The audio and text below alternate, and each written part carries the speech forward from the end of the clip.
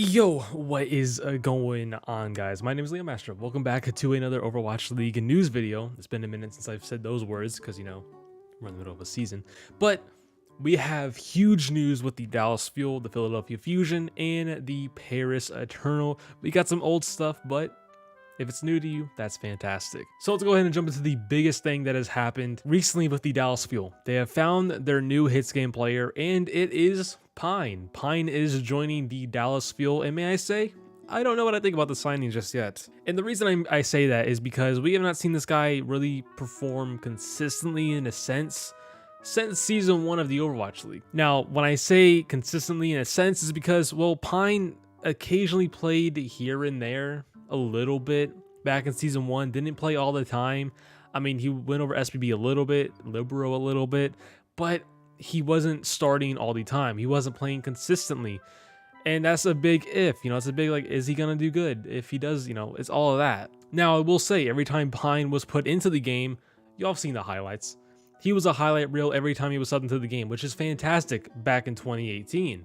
But the league has improved so much since 2018, and we all know that. We definitely all know that. Looking at teams, I mean, look at Dallas Fuel now from 2018. Look at Shock now from 2018. Look at all these teams from 2018, and just the play in general has grown with us almost somewhat getting better. I don't want to say mastering. I don't think we're there yet, but getting so much better at these heroes, like positioning, ult tracking, all of this. Now, obviously, here's a plus side. Pine is playing the game consistently still. He's playing ranked almost, it looks like every day. Almost looks like every day, maybe like 3 or 4 times a week. He streams, he's still consistent. He's still a good McCree player, still a good hit scan player. We looked at the highlight reel that Dallas Fuel put out. He's still playing that Widow. He's still playing the Kree, still playing the Ashe, which is good to see he's playing the Ashe. We haven't seen him play Ashe at all competitively, and he plays a Tracer. But I do think who's still going to be playing the Tracer is going to be Sparkle. Sparkle has proved himself to be a fantastic Tracer so far throughout the main melee, and I think he's going to stay on it, where we have like Widow or Ashe Tracer. Pine will come in and play the Ashe, the Widow, the McCree, whatever is needed, and this still, at the end of the day, is a good signing.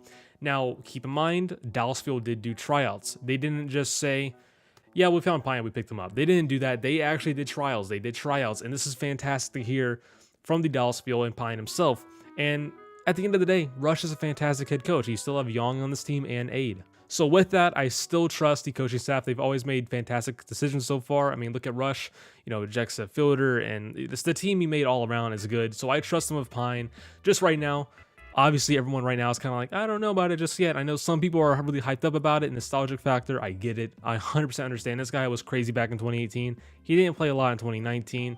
But I think he has grown a lot. I don't know about his hero pool just yet. He was mainly just hit scan, which is a main reason why he wasn't played a lot because, well, you needed your players to flex around a little bit, who was a hit scan player that could play maybe, I don't know, a Genji, a really good Junkrat. I know Pine could play Junkrat, but you don't want it. I mean, I know Pine could play Genji, but you don't want him on Genji. It's kind of like putting Linkser on Genji. Linkser can play the Genji, but I want to recommend it if you have someone else on your team that can play the Genji way better. So at the end of the day, my opinion on the Pine signing, I'm interested to see how it works out. I'm not that high on it just yet, but with Dallas Fuel, with Rush, Young, Aid, and the team around him, I'm expecting good things. I'm not expecting the top of the line performances just yet, but we'll see what happens. Now to another big thing for the Philadelphia Fusion. They are going to be keeping Tobi and Hotba for the rest of the 2021 season, which, if you didn't know, they were actually signed, if I'm correct, a 30-day contract, basically a main melee contract.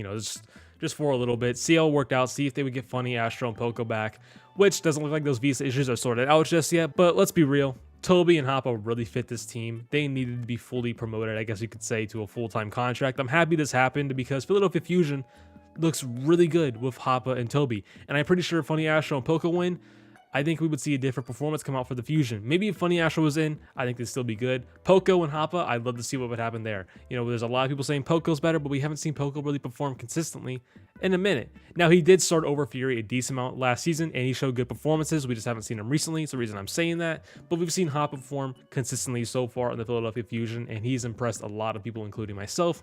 And you still have Tobi. He's always been a top main support since day one.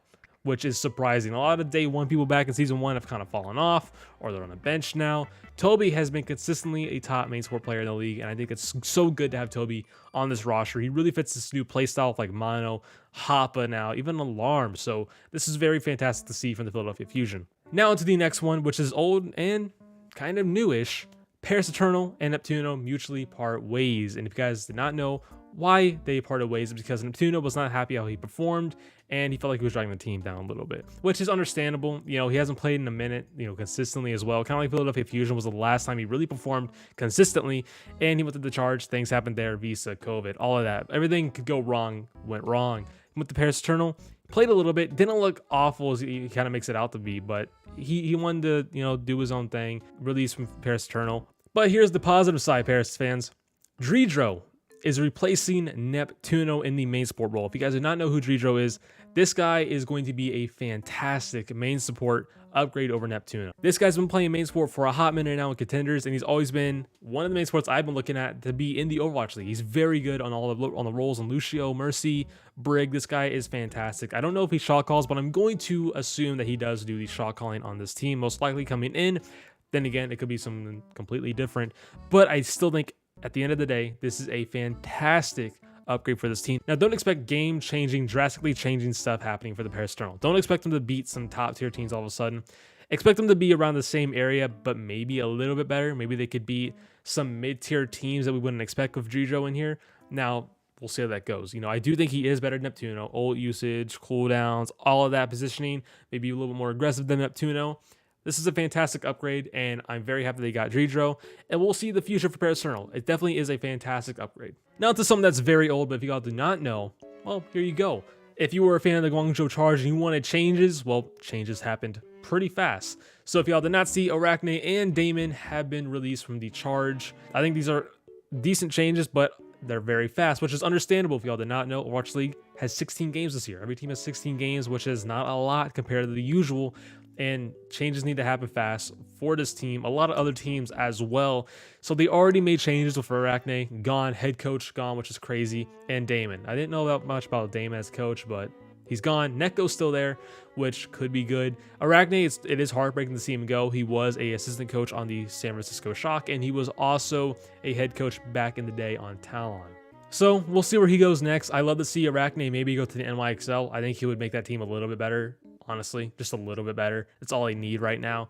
And there is a rumor right now that No Hill could become the next head coach for the Guangzhou Charge, but we'll see where that goes down later in the road. So that is it for everything that has happened recently. Pine to Dallas Field, what's your thoughts on that? Philadelphia Fusion keeping Tobi and Hotba, very big fan of that one. And Paris Eternal making changes with Dridro coming in over Neptuno, an upgrade for sure, and then the Guangzhou Charge coaching changes. So if you guys want to stay more in tune to watching news and watching stuff in general, don't forget to subscribe down below. Also, don't forget to join my Discord down below as well, and don't forget to follow my Twitter and my Twitch, and don't forget to hit that bell, and don't forget to leave a like, comment, and subscribe down below, and I'll see you guys on the next one.